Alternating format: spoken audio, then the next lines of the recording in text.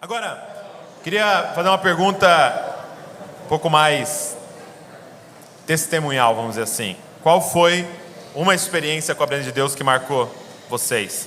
Qual foi uma experiência com a presença manifesta de Deus que marcou vocês, assim, que vocês se lembram de bate-pronto, assim? Poderiam contar para nós? Olha, eu tenho algumas, mas eu vou contar uma. Escolhe uma. Eu tinha 15 anos, mais ou menos, 15 ou 16, não sei. E eu estava naquela época, estava tendo um despertamento na igreja metodista. E naquela época, imagina, igreja histórica, né?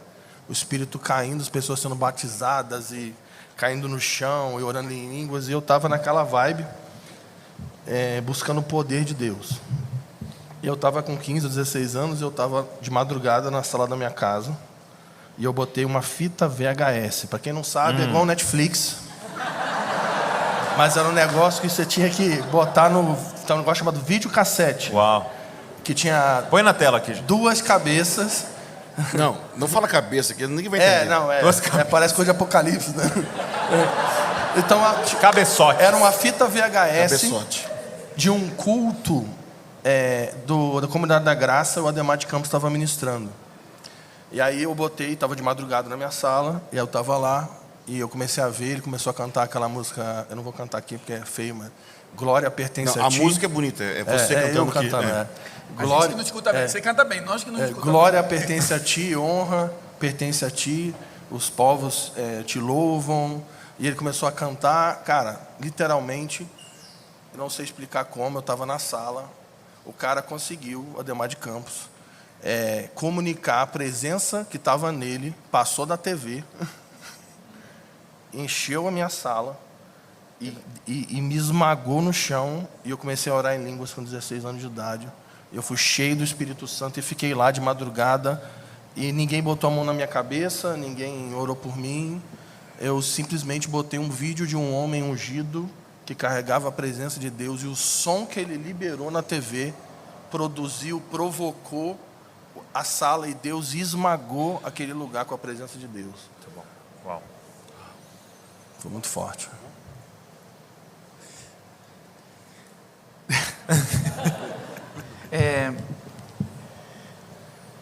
Eu lembro de quando eu cheguei na Argentina, eu moro na Argentina faz 19 anos, e eu fui na área que era de música e teologia, e aí a gente me colocaram para dirigir o louvor, e com alguns brasileiros, e era mistura de muita gente da América Latina, e aí começou muita busca de Deus, da glória de Deus nos devocionais, e a gente vivia momentos muito intensos na presença de Deus. Mas teve um especial que eu lembrei agora,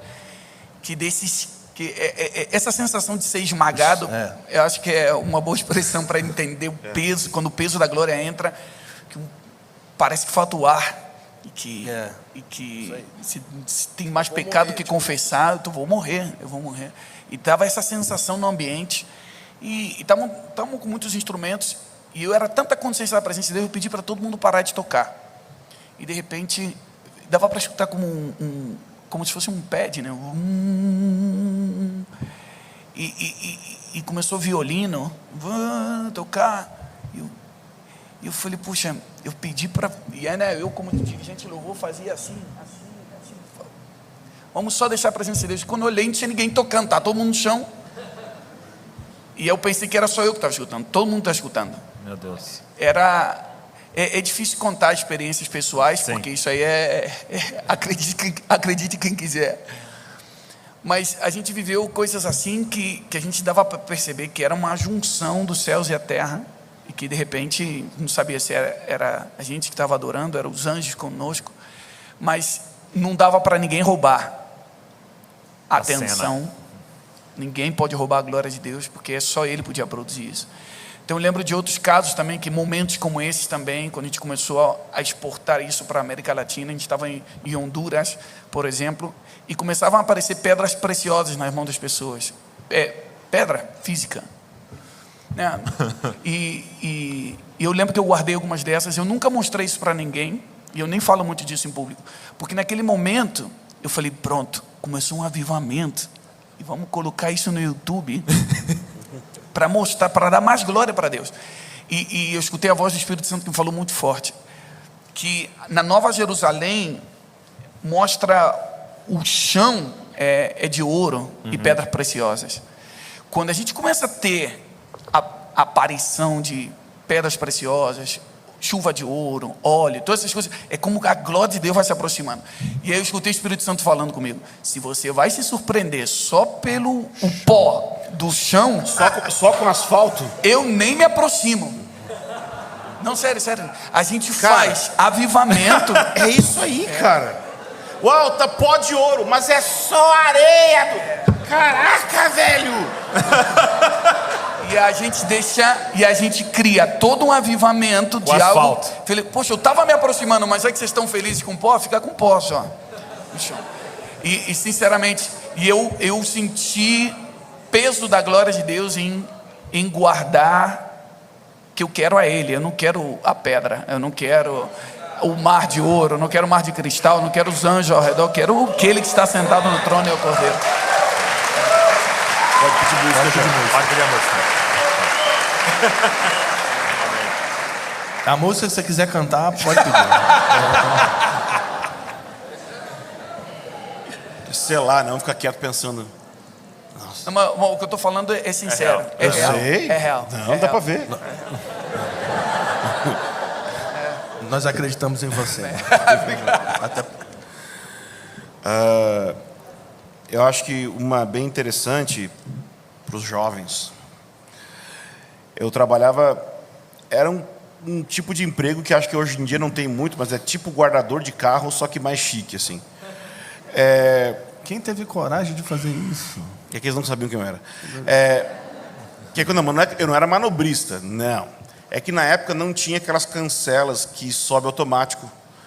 Então eu tinha que ficar na cancela levantando, a cancela quando você entra no shopping e tal, só que era numa universidade. Eu ficava levantando a cancela no horário da entrada da universidade e ficava vendo se os carros estavam bem estacionados, entre o guardinha de trânsito e o alguma coisa assim. E tinha que ficar de terno, ou de gravata e sapato e calça social no calor do Rio Grande do Sul, porque quem não sabe, o Rio Grande do Sul, quando é quente, é muito quente.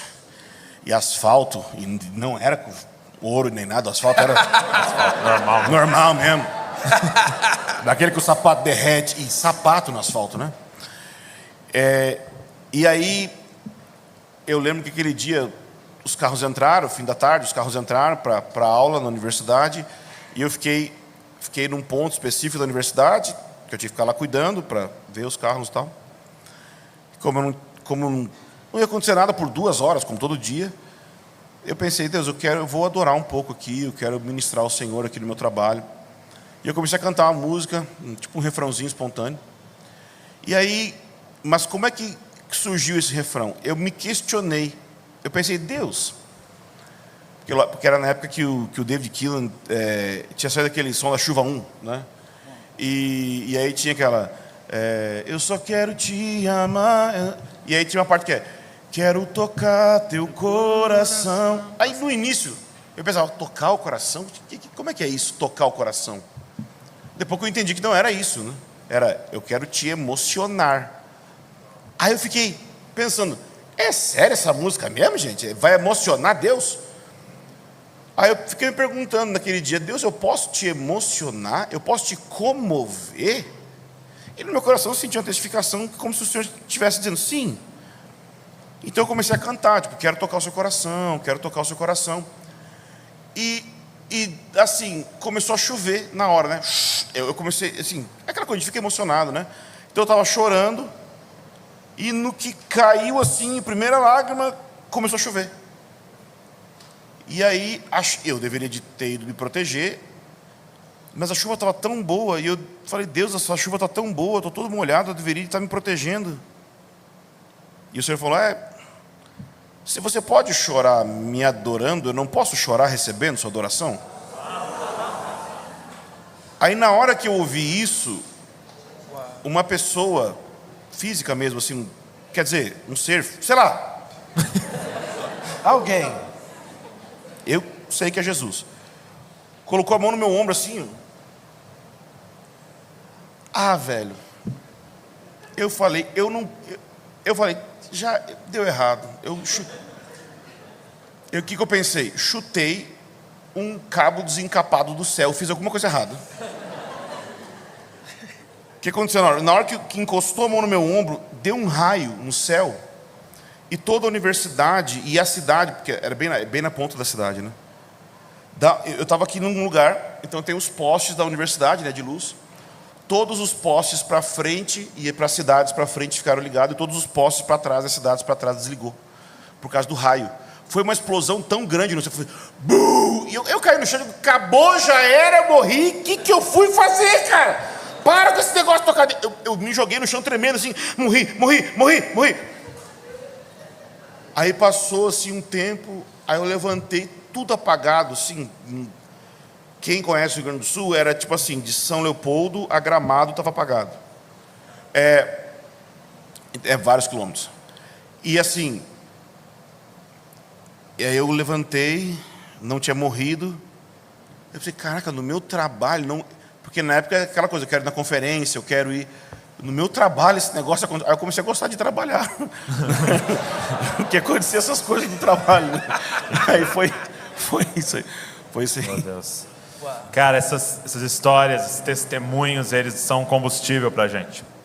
A gente falar exatamente isso. Tem mais. Senhor, nós queremos mais. Nós não vamos nos contentar com pouco, com somente... o nosso culto de domingo, somente não, nós queremos mais, tem um lugar mais fundo, tem um lugar mais alto.